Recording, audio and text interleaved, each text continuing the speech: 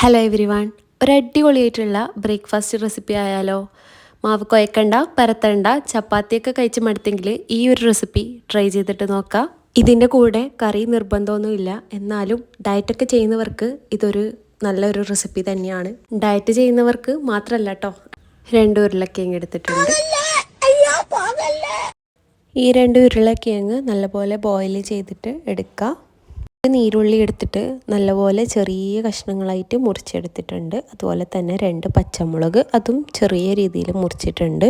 അതുപോലെ തന്നെ കറിവേപ്പിലയും അതും കുറച്ച് മുറിച്ചെടുത്തിട്ടുണ്ട്. അതിന് പകരം മല്ലിയില നമുക്ക് യൂസ് ചെയ്യാവുന്നതാണ്. അപ്പം ഉരുളക്കിഴങ്ങ് ഞാനിവിടെ ബോയിൽ ചെയ്തിട്ട് വെച്ചിട്ട് അത് നല്ലപോലെ ഗ്രേറ്റ് ചെയ്തിട്ട് എടുത്തിട്ടുണ്ട്. ഇനി ഒരു ബൗളെടുക്കുക, അതിലേക്ക് 2 കപ്പ് ഗോതമ്പ് പൊടി ചേർത്ത് കൊടുക്കുക. അപ്പം ഞാൻ എടുത്തിട്ടുള്ള കപ്പിൻ്റെ മെഷർമെൻറ്റ് ഇതാണ്. അതിനനുസരിച്ച് തന്നെ വെള്ളം നമ്മൾ ഒഴിക്കേണ്ടതായിട്ടുണ്ട്. 1 ടേബിൾ സ്പൂണ് ഇഞ്ചി വെളുത്തുള്ളി പേസ്റ്റ് അതിലേക്ക് ചേർത്ത് കൊടുത്ത ശേഷം നമ്മൾ മുറിച്ച് വെച്ച സാധനങ്ങളൊക്കെ ഇതിലേക്ക് ചേർത്ത് കൊടുക്കുക.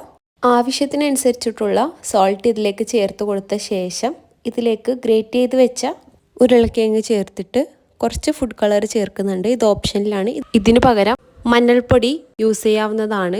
ഇതിലേക്ക് ഞാൻ വെള്ളം ഒഴിച്ച് കൊടുക്കുന്നുണ്ട്. 2 കപ്പ് ഗോതമ്പ് പൊടിക്ക് ഞാൻ ഇവിടെ എടുത്തിട്ടുള്ളത് 3.5 കപ്പ് വെള്ളമാണ് ഇപ്പോൾ എടുത്തിട്ടുള്ളത്. അപ്പം എൻ്റെ ഒരു ബാറ്റർ ഇതുപോലെ ആയിട്ടുണ്ട്. അപ്പം ഞാൻ ഓരോന്നായിട്ട് ചുട്ടെടുക്കുന്നുണ്ട്. അപ്പം ഇത് അടിപൊളി റെസിപ്പിയാണ്. അപ്പം ഞാനിപ്പം മറിച്ചിട്ട് കൊടുക്കുന്നുണ്ട്. മറിച്ചിട്ട ശേഷം ചെറിയ രീതിയിൽ ബട്ടർ തേച്ച് കൊടുക്കുന്നുണ്ട്. ബട്ടർ തേച്ച് കൊടുക്കുമ്പം നല്ല സ്മെല്ലാണ് ഇതിന്. ഞാൻ ഓരോന്നായിട്ട് ചുട്ടെടുക്കുന്നുണ്ട്. ഇതിൻ്റെ കൂടെ കറിയൊന്നും ആവശ്യമില്ല എന്ന് പറഞ്ഞതിന് കാരണം നല്ലൊരു ടേസ്റ്റാണ്. അപ്പം ഏകദേശം നമ്മളെ ഓംലേറ്റിൻ്റെ ഒക്കെ ടേസ്റ്റ് ചെറിയ രീതിയിൽ നമ്മൾക്ക് കിട്ടുന്നുണ്ട്. ആ ഒരു സവാളയും പച്ചമുളകൊക്കെ ആകുമ്പം അതിൻ്റെ രുചി ചെറിയ രീതിയിൽ കിട്ടുന്നുണ്ട്. ചിക്കൻ കറി ആയാലും തന്നെ അതുപോലെ തന്നെ വെജിറ്റബിൾ ആയാലും തന്നെ നല്ല ടേസ്റ്റാണ്.